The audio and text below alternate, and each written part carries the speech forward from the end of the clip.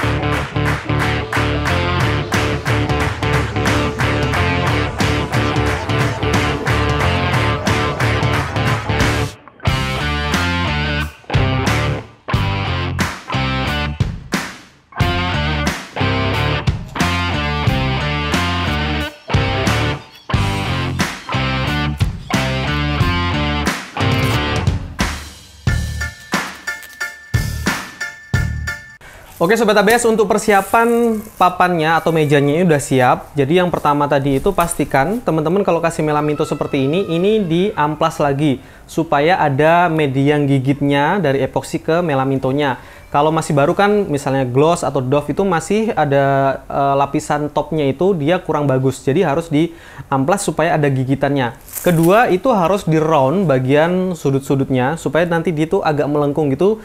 Dan pada saat nanti kita lakbannya gitu kita buka, dia bisa meleleh ke depan dengan sempurna, dengan bagus.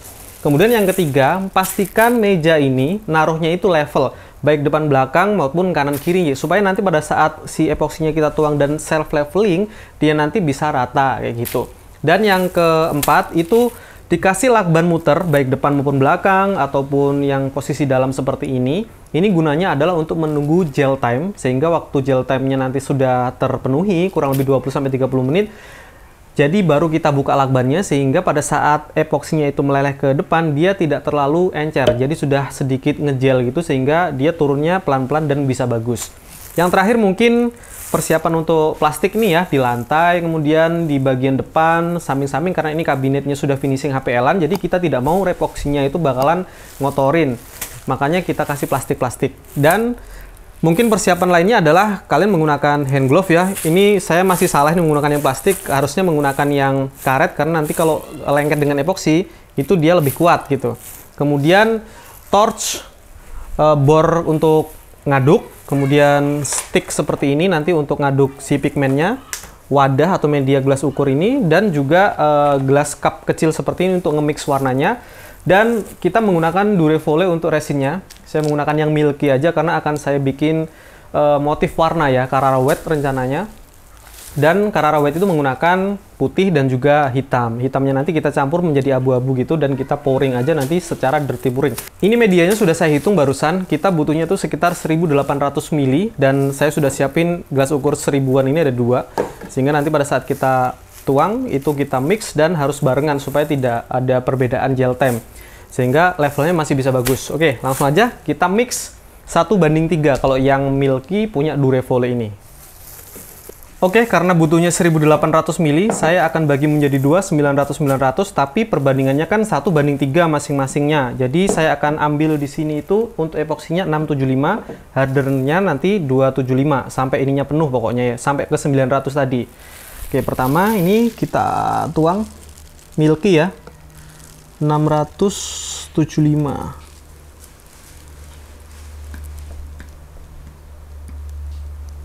Kurang lebih sini, 700. Kita tuangkan ke sini sedikit. Yang ini juga.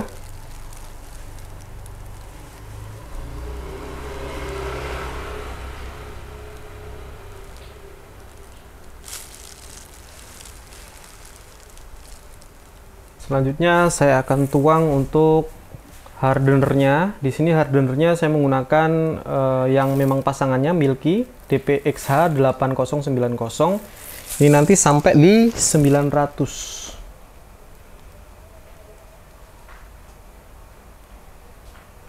Oke, ini juga sampai 900.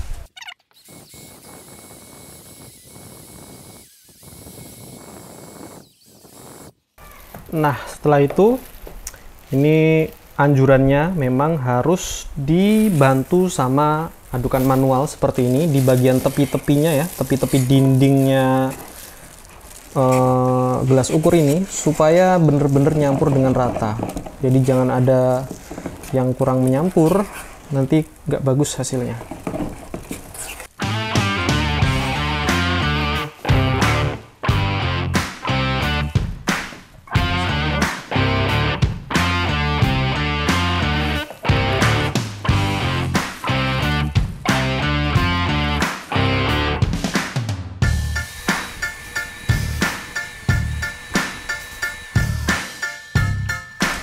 Oke, putihnya udah bagus. Selanjutnya sebagian ini saya tuang untuk menciptakan efek hitam atau abu-abunya di sini. Lalu yang di sini saya kasih pigmen warna hitam. Tapi ingat ya, saya maunya itu warnanya abu-abu. Jadi hitamnya saya kasih dikit aja. Kita aduk aja dulu, nanti warnanya jadinya gimana. Nah, ini sudah cukup rasanya. Abu-abunya pas banget. Seperti yang saya mau.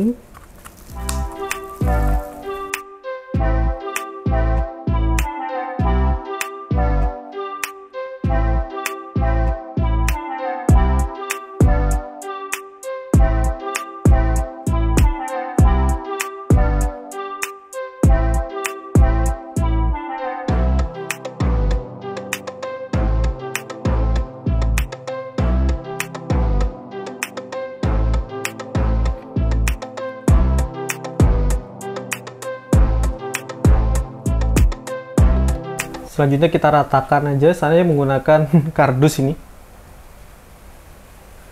Jadi kita bantu dia untuk rata, nanti dia akan bisa merata sendiri kok.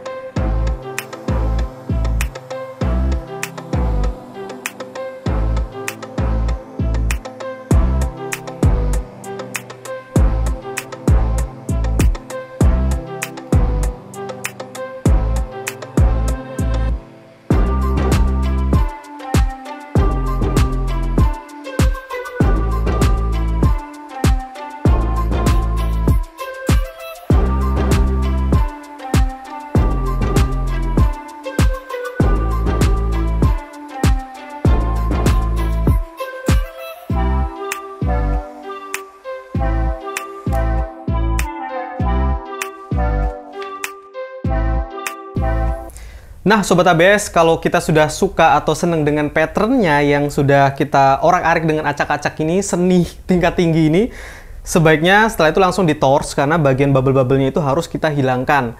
Dan torchnya jangan terlalu ekstrim ya, yang penting bisa menghilangkan bubble, sudah, nanti takutnya jadi ada kuning karena panasnya gitu. Meskipun epoxy resin yang seperti ini bisa di-torch, tapi tetap hati-hati, selalu sediakan apar juga di dekat kita kalau misalkan main api seperti ini.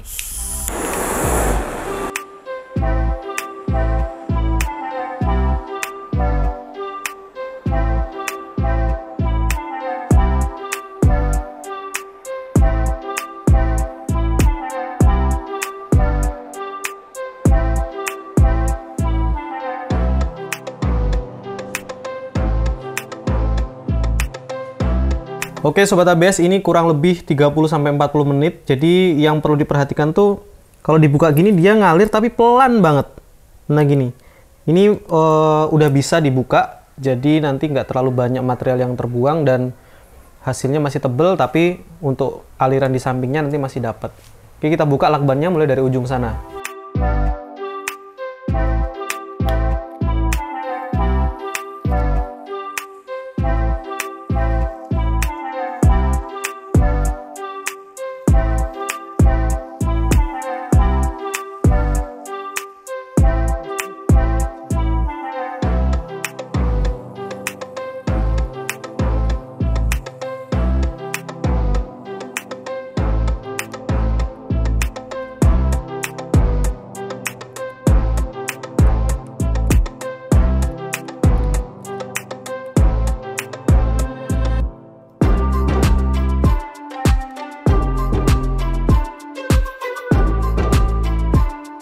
Oke, ini dibantu dengan diteket-teket seperti ini supaya semua permukaan bisa tertutup.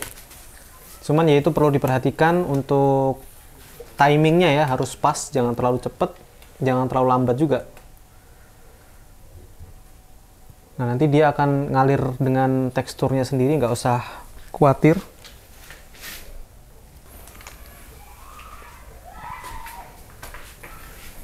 Nah, ini kita lihat di sini udah mulai turun dengan rapi, teksturnya udah bagus banget.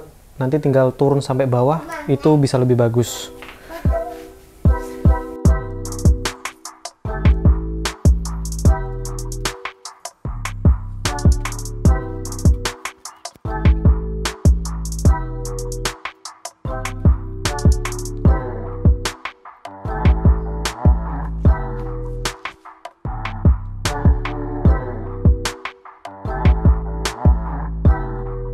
Nah, ini sudah saya buka untuk bagian lakbannya, bagian depan, samping-samping, sama bagian tengah ini.